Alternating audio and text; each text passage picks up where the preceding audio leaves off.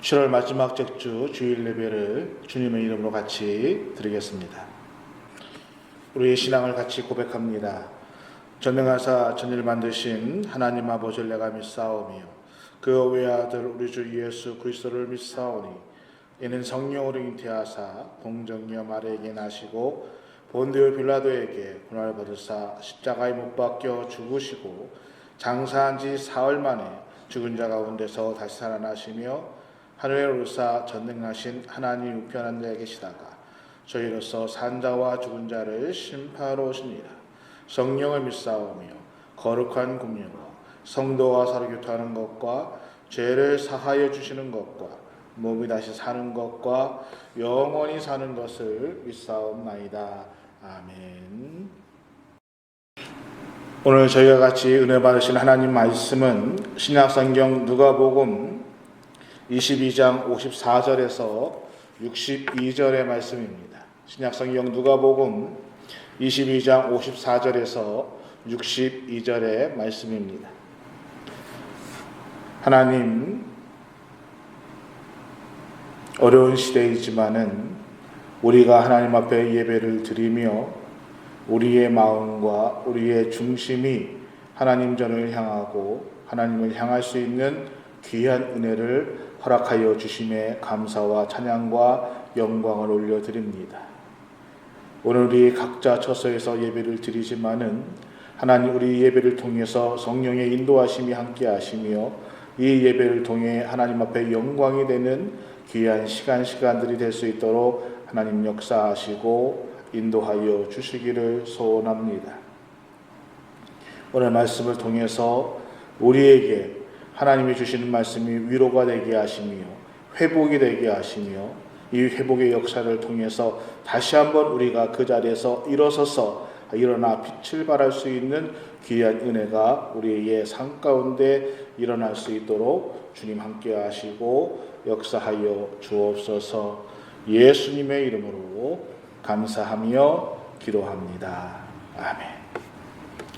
할렐루야. 여러분, 오늘 말씀은 교회에 다니지 않는 사람들도 많이 알고 있는 이야기 중에 하나의 이야기입니다.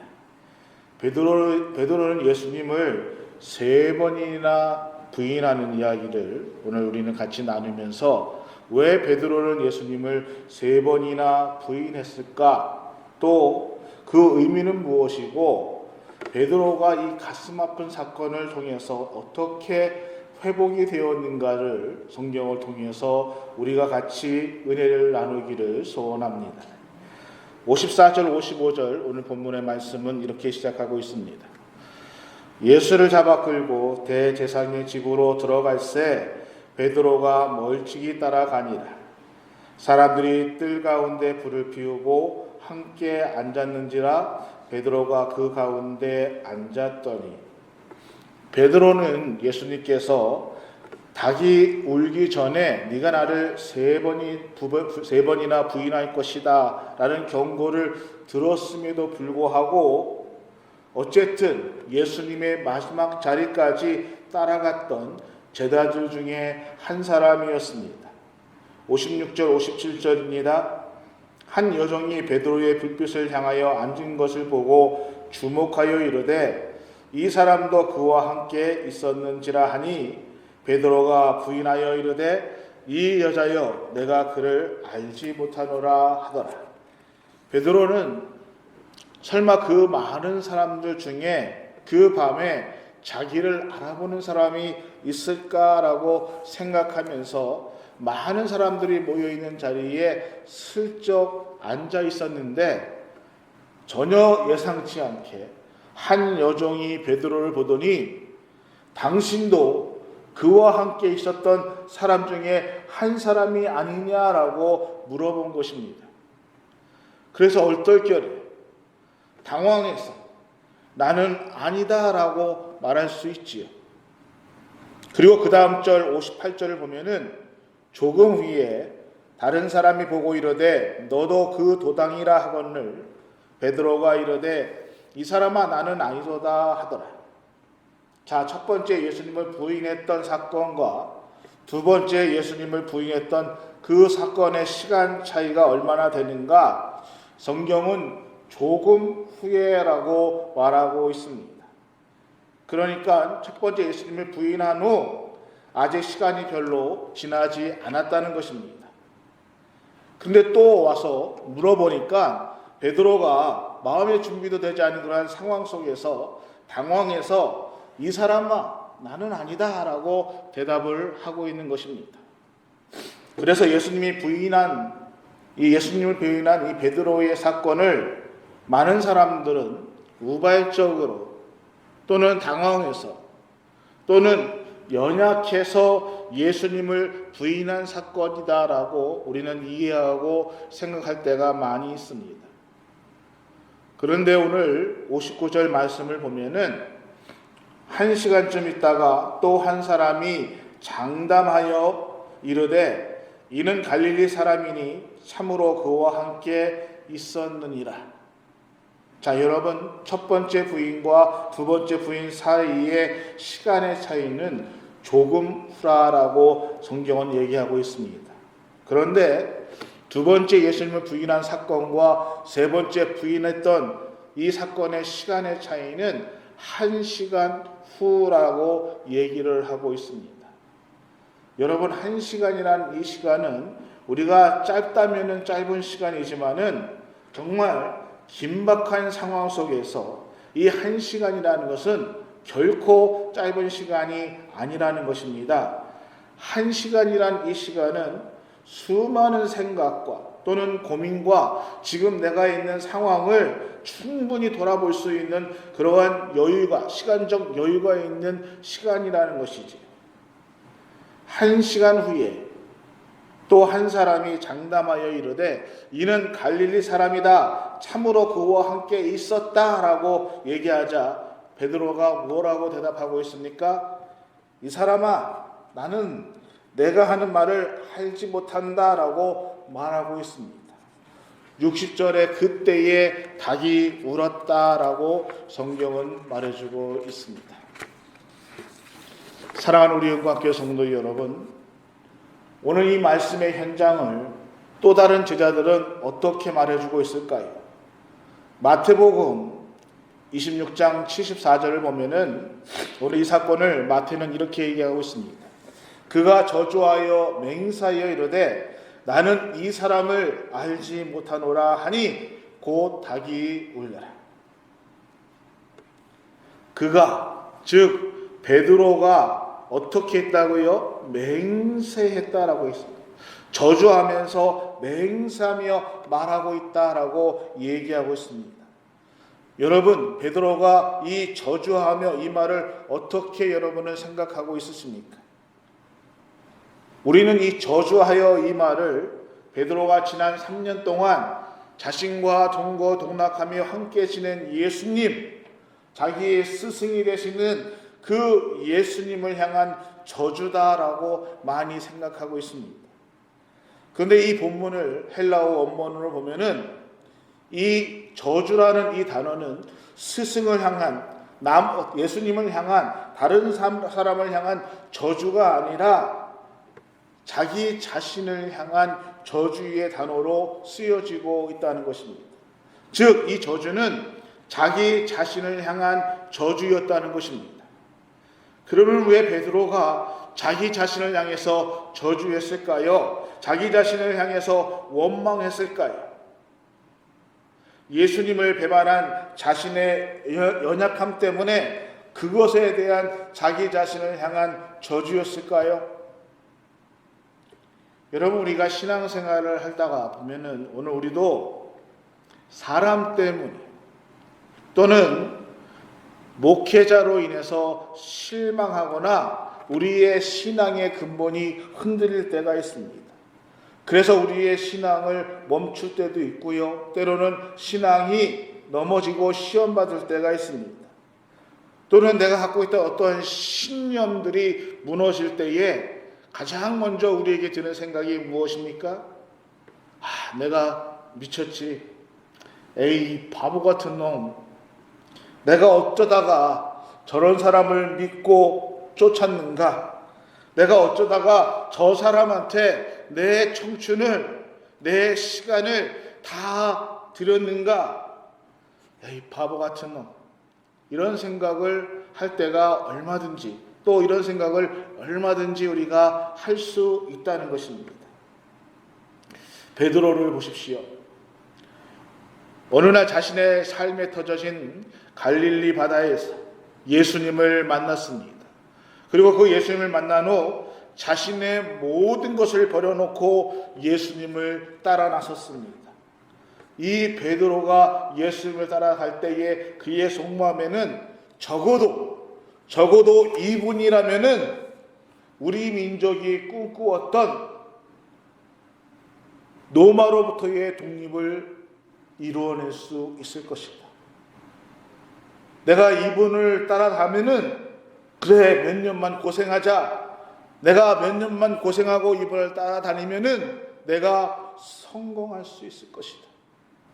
그래서 모든 것을 버려두고 심지어는 자신의 가족들조차도 버려두고 따라 나선 사람이 바로 예수님이었습니다. 이제나 저제나 베드로와 제자들은 그날이 오기를 꿈꿔왔습니다. 예수님께서 그 십자가에 달려 돌아가실 텐데도 불구하고 제자들끼리는 예수님께서 예루살렘에 들어가시면은, 그리고 그곳에 들어가서 왕위에 앉으시면은 나는 어느 자리에 앉을까? 나는 어떠한 자리를 받을 수 있을까? 어떠한 자리를 맡을까? 그거를 얘기하면서 서로 제자들끼리 다투기까지 했던 사람들이었습니다. 그런데 그렇게 믿었던 예수님이 너무나 허무하게 불법한 무리들에게 잡혀서 지금 불법한 재판을 받고 있는 것입니다. 아니야.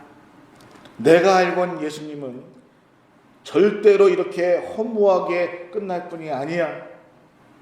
그리고 이렇게 끝나면 안 돼. 지금까지 내가 보낸 시간이 어떤 시간인데, 내가 얼마나 헌신했던 시간인들인데 이렇게 허무하게 끝날 수는 없어.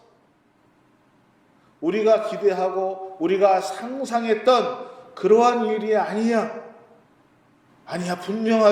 분명히 내가 알던 예수님이라면은 어떤 엄청난 반전이 있을 거야. 그런 기대를 가지고 베드로는 대제사장의 집안 뜰 안에 피워놓은 불 앞까지 포기하지 않고 끝까지 예수님을 쫓아갔습니다. 그런데 결국은 예수님은 너무너무 무기력하게 그 불법한 무리들 앞에서 불법한 재판을 받으며 서 있는 것이었습니다. 여러분, 이제 왜 베드로가 왜 그토록 자기 자신을 저주하고 있는지를 여러분이 이해하시겠습니까? 다 무너져 내린 것입니다. 자기가 걸었던 모든 것, 자기가 믿었던 모든 것, 그것이 다 무너져 내린 것이었습니다. 그래서 그는 스승인 예수님을 저주하는 마음보다는 더 지독한 절망이 자신에게 찾아온 것이지. 내가 미친놈이지. 내가 어쩌다가 저분을 믿고 내 청춘을, 내 시간을, 나의 모든 것을 다 버렸는가? 그러면서 자기 자신을 원망하고 저주하며 예수님을 모른다라고 맹세하며 말하고 있는 것입니다. 사랑하는 우리 인과교회 성도 여러분, 베드로의 예수님을 향한 이 부인은 절대로 즉흥적인 것도 아니었습니다. 무기력해서도 아니었습니다. 이것은 철저하게 자기 자신을 향한 원망과 무너짐이 있었기 때문에 나온 고백이었습니다. 대제사장들에서 예수님을 3번이나 부인한 이 베드로의 3번의 저주는 자기 자신을 향한 얼마나 지독한 저주였던가를 우리는 말씀을 통해서 알 수가 있습니다. 61절 62절 말씀입니다. 주께서 돌이켜 베드로를 보시니 베드로가 주의 말씀 곧 오늘 닭 울기 전에 내가 3번 나를 부인하리라 하심이 생각이 나서 밖에 나가서 심히 통곡하니라. 사랑하는 우리 은광교회 성도 여러분, 이제 우리는 베드로가 이 통곡에서 이 자신을 저주하는 이러한 마음에서 어떻게 회복이 되었는가, 그 회복의 동기는 무엇이었을까를 한번 생각해 보아야 합니다. 일반적으로 우리는 베드로가 닭소리를 들어서 그 닭소리 때문에 회개를 했다라고 생각할 때가 많이 있습니다. 물론 그 닭소리가 회개의 시작이 될 수는 있습니다. 그러나 여러분, 베드로의 통곡하며 회개했던 동기는 아닙니다. 오늘 이 사건의 사복음 중에서 마가복음 14장 72절에서 이렇게 얘기하고 있습니다. 닭이 곧 2번째 울더라. 이에 베드로와 예수께서 자기에게 하신 말씀 곧 닭이 2번 울기 전에 내가 3번 나를 부인하리라 하심이 기억되어 그 일을 생각하고 울었더라. 여러분 잘 생각해 보십시오. 베드로가 울었던 것은 닭소리 때문이었을까요? 아니면은 내가 3번 나를 부인하리라 하신 말씀이 기억나서 울었을까요? 그렇습니다. 닭소리는 그저 사인에 불과했습니다. 정말 베드로가 통곡하며 울었던 것은 내가 닭이 2번 울기 전에 나를 3번 부인하리라, 예수님의 이 말씀이 생각이 나서였습니다. 또 다른 중요한 하나는 61절 말씀 보면은 주께서 돌이켜 베드로를 보시니 베드로가 주의 말씀 곧 오늘 닭 울기 전에 내가 3번 나를 부인하리라 하심이 생각나서 닭소리가 들릴 때에 예수님이 취한 동작이 하나 있습니다. 주께서 돌이켜 베드로를 보시니. 지금 주님은 대제사장 집안 뜰 앞에서 불법한 재판을 받고 있었습니다. 그리고 뒤에는 가장 믿었던 제자, 가장 사랑했던 그러한 제자 베드로가 예수님께서 하신 말씀처럼 예수님 뒤에다가 예수님을 따랐던 자신을 너무너무 환탄하며 또 원망하며 저주하며 예수님을 모른다라고 부인하는 소리를 듣고 계셨습니다. 그때 닭이 옵니다. 그리고 그 닭소리와 함께 예수님께서 뒤를 돌아보시며 베드로를 바라보셨습니다.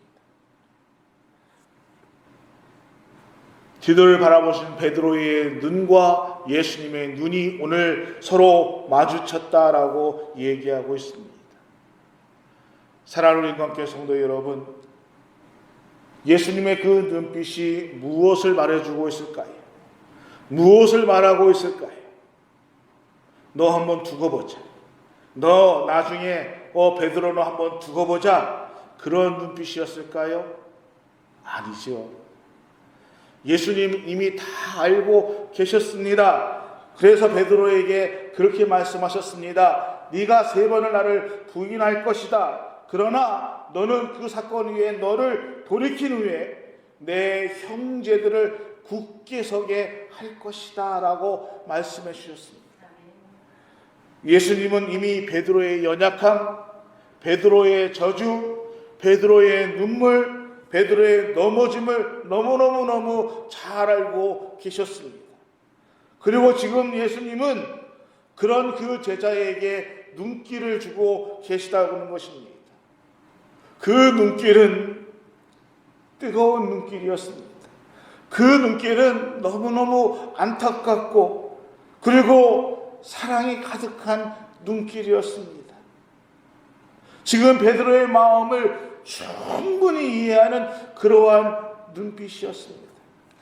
지금 베드로의 통곡의 눈물은 그 사랑하는 제자를 온 영혼으로 끌어안고 있는, 그리고 바라보시는 그 예수님의 눈길 때문에 지금 그는 통곡하고 울고 있는 것입니다. 여러분, 오늘 우리도 마찬가지입니다. 예수님은 이미 우리들의 연약함, 우리들의 배신, 우리들의 의심, 우리들의 눈물, 우리들의 좌절, 또는 우리의 넘어지는 그러한 연약함을 너무너무 잘 알고 계시다는 것입니다. 그런데 예수님은 우리를 향해 항상 눈길을 주십니다. 그 눈길은 내 자신입니다. 우리 자신들보다 더 안타깝게 우리의 영혼을 품으시며 바라보시는 그 예수님의 눈길을 여러분 기억하시는 은혜가 여러분 삶 가운데, 신앙 가운데 있기를 예수님의 이름으로 축원합니다. 주께서 돌이켜 베드로를 보시니, 그러자 베드로가 뭐가 생각이 나지요? 예수님이 하신 말씀이 생각이 난 것입니다. 여러분, 내가 또는 우리가 연약해서 넘어질 수 있습니다. 그러나 우리는 어떠한 유혹이나 환난과 고난이 왔을 때에 넘어지지 않기 위해서는, 혹은 비록 우리가 넘어졌다 할지라도 다시 일어설 수 있는 그러한 길, 그러한 방법은 예수님에게, 예수님의 시선에 우리를 고정시키는 것입니다. 그때에 주님이 우리에게 하신 언약의 약속의 말씀이 우리를 붙잡을 것입니다. 그 언약의 말씀을 우리는 기억해낼 수 있다는 것입니다. 그런데 우리는 매일매일 주님의 시선을 잃어버립니다. 때로는요, 이런 이유 저런 이유를 대면서 예수님의 시선을 피할 때가 있습니다. 그러나 우리 주님은 내가 음부의 자리를 펼치라도 내가 거기에 너와 함께 있을 것이다. 이것이 주님이 배반의 현장에서 베드로를 바라보시면서 가슴 아픈 눈빛으로 베드로를 바라보신 눈빛이었습니다. 혹 우리의 신앙이 또는 나의 믿음이 예수님과의 시선을 잃어버리셨다면은 가장 먼저 우리가 회복해야 되는 것, 가장 먼저 우리가 해야 될 것은 바로 그 잃어버린 예수님의 시선을 찾는 것입니다. 그 어떤 일보다 우선되는 것은 그 예수님의 눈빛과 마주치는 것입니다. 그 회복이 여러분 가운데 있기를 주님의 이름으로 축원합니다. 기도하시겠습니다. 하나님, 오늘 우리의 신앙이 하나님을 향할 수 있는 믿음의 은혜가 온전히 일어나기를 소원합니다. 때로는 하나님, 사람으로 인해서 또 여러 가지 일로 인해서 우리가 실망하고 좌절하고 낙담하고 원망하며 넘어지고 머물러 있을 때가 있습니다. 그때마다 우리를 사랑의 눈으로, 정말 안타까운 눈빛으로 우리를 바라보시는 그 예수님의 눈빛을 만나기를 소원합니다. 우리 모든 성도들 한 분 한 분 지금 있는 자리에서 일어나 하나님을 향하는 그러한 믿음의 신앙 고백이 우리와 함께 또 주님 앞에 있기를 간절히 소원하며 예수님의 이름으로 기도합니다. 아멘. 코로나 사태가 안정되지 못하고 계속해서 더 많은 분들이 생겨나고 있습니다. 여러분, 특별히 건강과 또 여러분 가정의 안전을 위해서 더 신경 써주시기를 원합니다. 그런데 우리 한 가지 제가 목회자로서 부탁드리고 싶은 것은 우리가 전화로 통화하는 것으로는 코로나가 전염되지 않습니다.